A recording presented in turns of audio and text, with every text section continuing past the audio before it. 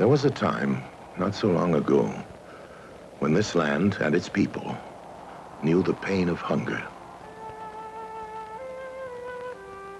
The land lay fallow beneath our feet.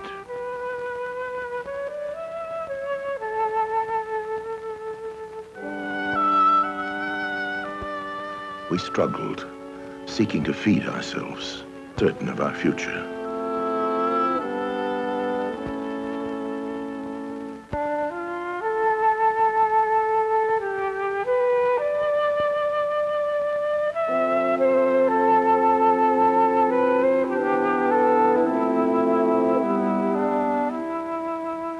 We labored long days, seeking to increase our harvest. We were at the mercy of sun, wind, and rain. Our crops died of diseases we did not understand, or were ravaged by insects we could not defeat. For our nation, it was not an easy time. The past is often difficult to recall. The memory of those bitter days has faded, and we have forgotten. Today, our fields yield a rich and ever-increasing harvest. With the power of what we have learned, we have created the very substance of our future.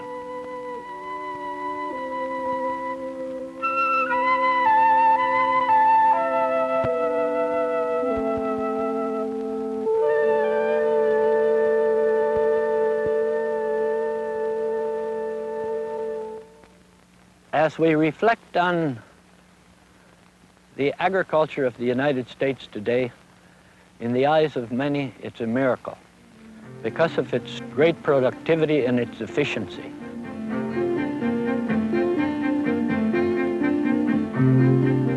The first factors that changed production was mechanization, a transition from manpower to horsepower.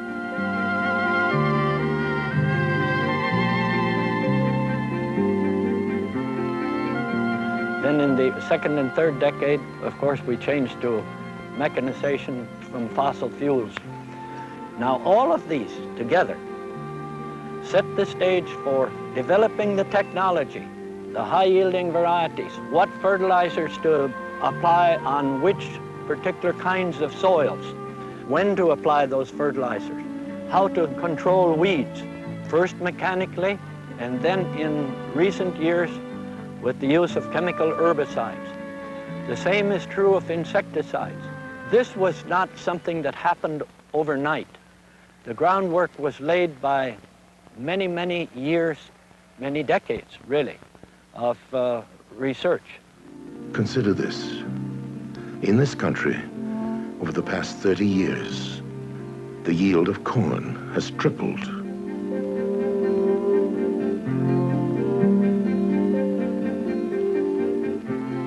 In the last 10 years, soybean production has more than doubled to better than 2 billion bushels, and farmers in 30 states now produce more than 60% of the world's soybeans.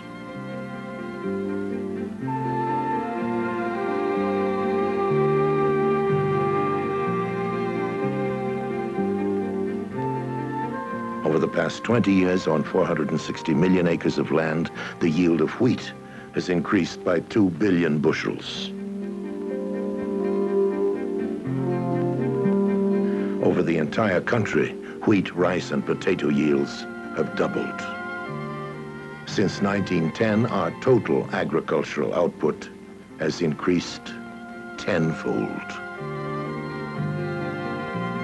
The yield of each acre of farmland is now 6 times what it was 50 years ago.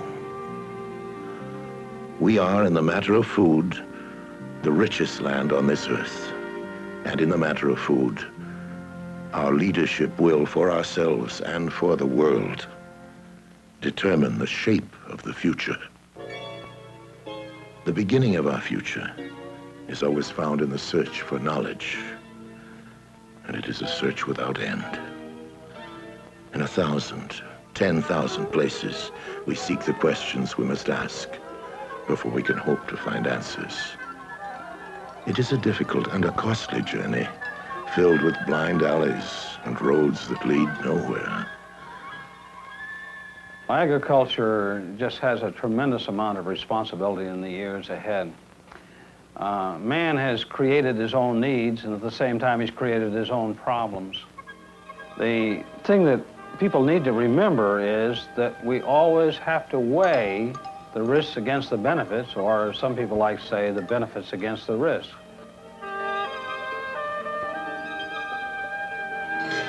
And with the research that's going on today, we should have the benefit of these tools of technology.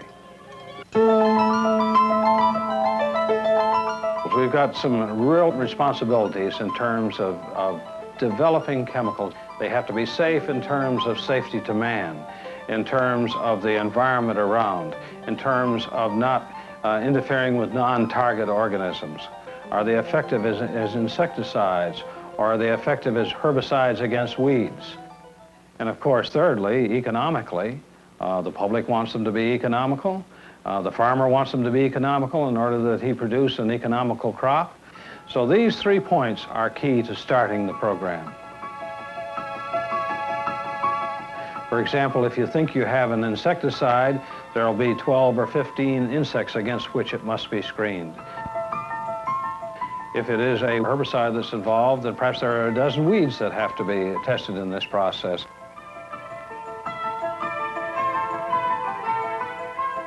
The second point is that of synthesis. The chemical synthesis of putting the compound together. Is it a practical thing to do? Then there's the consideration of the formulations. Shall we make a dest, a wettable powder, and emulsifiable concentrate? These are possibilities to consider. One of the most important series of tests that we have to run in developing a pesticide are those concerned with the actual toxic response that might come from the exposure to a pesticide. At the same time, tests and research are being run on metabolism. That is, how much uptake is there in a plant? How much uptake in the soil? What are the factors that cause it to break down, either to make it less effective or to dissipate it in the environment? And then about this time, there have to be very strenuous tests run in terms of advanced toxicology. Here, for example, we run through a series of tests with a given species to note whether there are any effects that carry over from generation to generation. These are all points that have to be considered before we really know about the toxicology of the material. And having found that out, then researchers have to make a decision. Shall we go with this, with further research, or shall we stop right here? If the answer is yes, we go with it, then we have to talk about the biological activity in the field. I think what we should do is seed a couple acres of corn, a couple acres of soybeans, and put the material out in both of those situations and see just how we fare. It's very effective on both the broadleaves and the grassy weeds, as we've indicated. And I think it provides the grower with a great tool for his cultural technique, and at the same time it'll give us a great market for the product. And the advanced field studies are normally carried out by independent research organizations such as agricultural experiment stations at universities. And there, the value of a pesticide is measured in terms of whether this is going to fit into the agricultural picture, whether it's going to be a contribution to mankind. And these completely unbiased comparative tests will lead to information that is necessary for the actual product. Perhaps one of the most assuring things today is that not only the manufacturing companies, but independent organizations, again, like the Department of Agriculture or the universities, are continually researching products even after they are on the market. In this day and age, we're just terribly concerned with the problems of the environment. And any chemical that we introduce into the environment must be tolerable to the environment. There can be no benefit without risk. In places like these, in laboratories where men and women seek to learn more about our world, we are, each day, working to reduce risk and increase benefit, creating a technology that will be used carefully and wisely by those who must produce our food.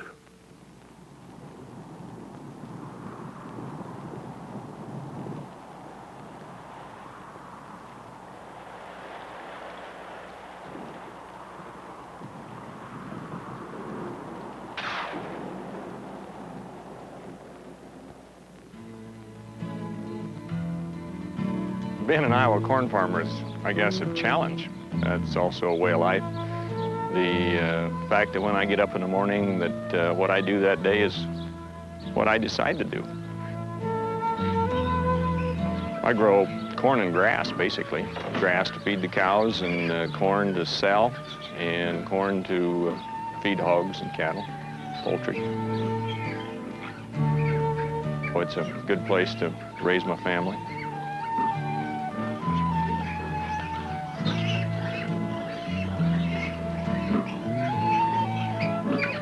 I think this is the year that we need to tear up a lot of pasture and go real heavy in row crop.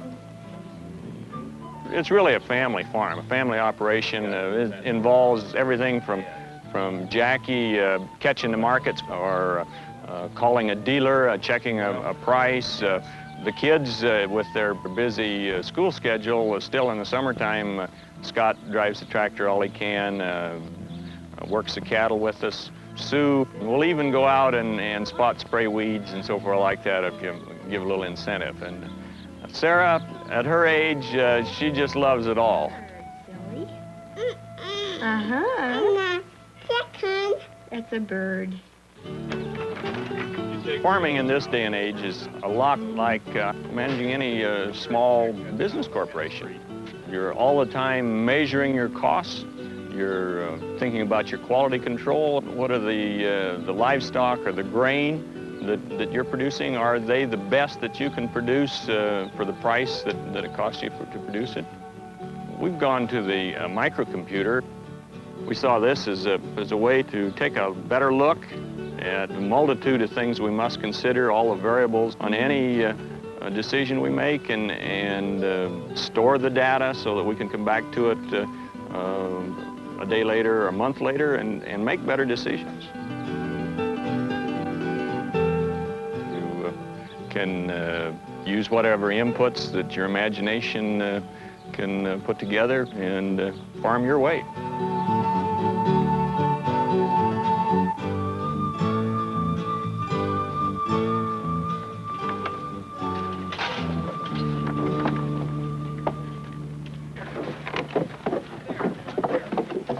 No 2 days are exactly alike. The weather is very unpredictable.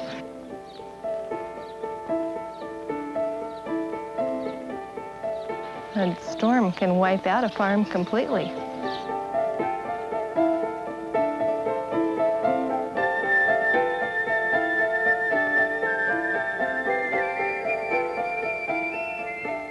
You have to go out and clean up. You have to go out and pick up all the branches that have come down.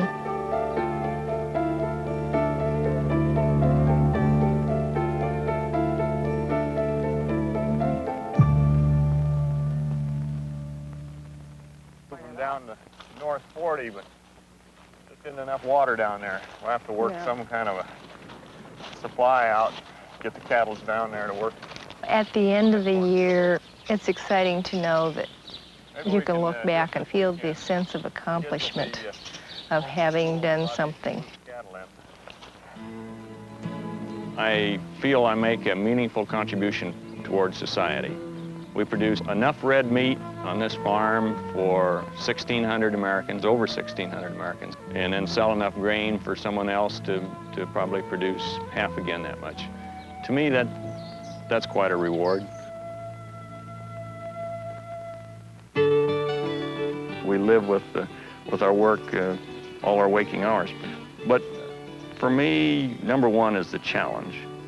Take this spring, for example. We went 42 days without any rain during planting season. And within 2 weeks, the moisture had all gone out of the topsoil, and we were at the place where we really needed a rain to start the crop. Dry weather, of course, increases the problems with insects. The green leaves just don't grow back when you have insect feeding in dry weather. When we have a problem with a specific insect, we'll call in a chemical that's selective for that one. There are also fungicides and so forth that we can use, and we're going to biologicals where we can use one bug to fight another one. Integrated pest management, or IPM, is a way of fine-tuning the chemicals and the management that we use in crop production. It's a case here where instead of just blanketing everything with chemicals or the alternative of completely going without and harvesting what we can get, it's a means where we, by monitoring the crop at the critical growth stages, can actually measure on the chemical that may be needed at that time, or give us the information to make a better decision on what management and chemicals to use the following year. So it's actually a management technique that sharpens our management for that year and the coming year. To produce food the way we produce it today, there's no question that we must have chemicals. The alternative, of course, is a higher priced product to the consumer. If they took those products away from me, it would probably cut the amount of corn that I could grow in half. We create out here. I'll put one seed in the ground now, and in 120 or 30 days, I'll have 700 seeds. And I'll start with male and female livestock, and in 1 year, I'll have 1,000 pounds of beef. And you can't help but have a little pride when it comes to the end of a season and say, there. The whole matter of world population increase and the attempt to keep up with it by high technology food production is in the long run a losing game. Technologically, there is some limit to the amount of food we can produce on Earth. I don't know what it is. It's certainly very, very high. All that agricultural technology can do is to give us time. We continue to search for better ways, for new ideas. We join biology and chemistry into an integrated system of pest management. Do you think this week can be a one-time application? We train professional men and women to help the farmer to a safer, more effective use of chemicals. I think we're better off just waiting and see after the tomatoes come up. We'll have to make a decision then, Gary. We also have got a little mite started, and I think that before very long, we're going to have to spray them. Clarence, I really couldn't recommend any pesticide application on these at the present time. I feel that what you have is a very good crop, solid crop. Much of the modern development in our ability to produce food for people has been in the full recognition that agriculture is a chemical endeavor in which we're taking the energy of the sun and converting certain mineral elements, chemicals, over to food. Fertilizers are chemistry, pesticides are chemistry, growth regulators are chemistry. Agriculture is chemistry. So the central role in modern agriculture is chemistry. And we have increased our yields 5 to 10-fold over the last 50 years, primarily through chemistry.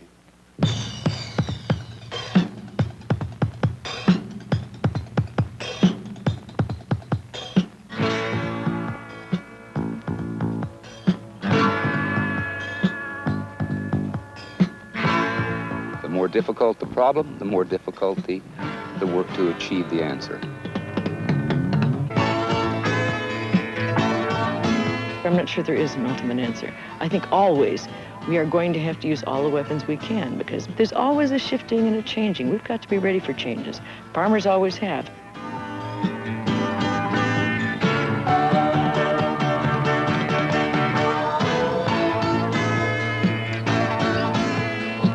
Well, the purpose really is to find new and better methods to improve and increase the efficiency of the production of crops.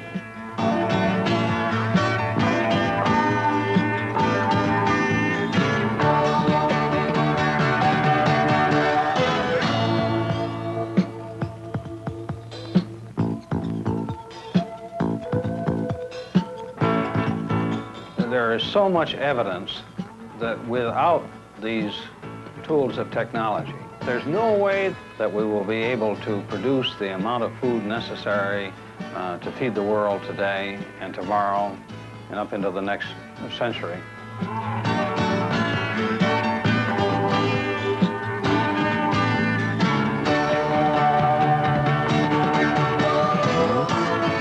My job is producing food. And so if I can produce the best, most wholesome, most economical food for the people in the world, you know, in my way, I'm contributing to a better world.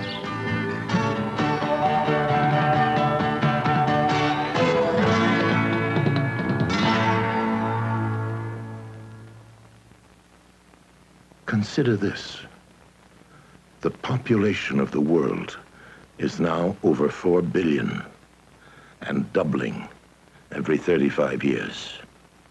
In the next 3 decades, we must produce as much food as we have produced since the beginning of our history.